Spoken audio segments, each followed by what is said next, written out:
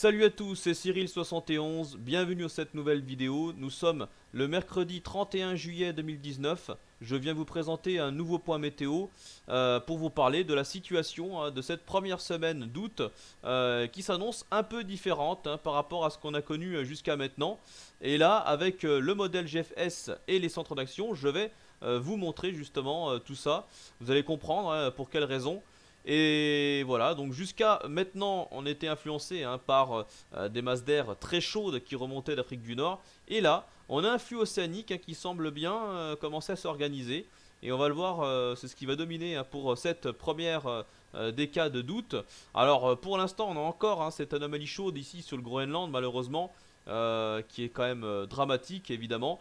Et puis les dépressions atlantiques, voilà, qui s'organisent ici.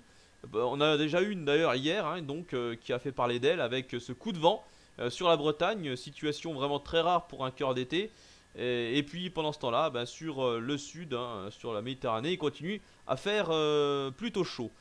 Là, la dépression est en train de mourir en ce mercredi. Voilà, elle meurt ici sur la mer du Nord. Situation qui est assez calme sur le pays, flux d'ouest, voilà, légèrement donc océanique, avec une tendance toujours aussi sèche. Ça continue.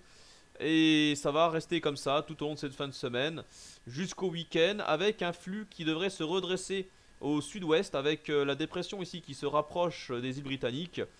Flux de sud-ouest, du coup, ça fera temporairement remonter la chaleur un peu plus vers le nord, notamment enfin, on va dire une grande moitié sud. Ça ne devrait pas aller jusqu'à la canicule, je vous rassure tout de suite, aucun risque, mais simplement des températures plus chaudes sur une grande moitié sud.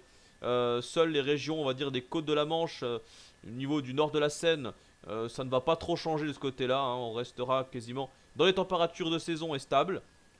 Voilà, mais sur la moitié sud, on se retrouvera légèrement au-dessus des normales avec un petit risque d'orage d'ailleurs pour la semaine prochaine entre lundi et mercredi. Puis justement là, à partir de mercredi, vous voyez à quel point la dépression prend de l'ampleur sur les îles britanniques et même sur une bonne partie de l'Europe du Nord. Du coup, la chaleur qui temporairement était remontée un petit peu sur la France va de nouveau reculer vers la Méditerranée pour de nouveau se bloquer ici, se stabiliser au niveau de la Méditerranée du coup.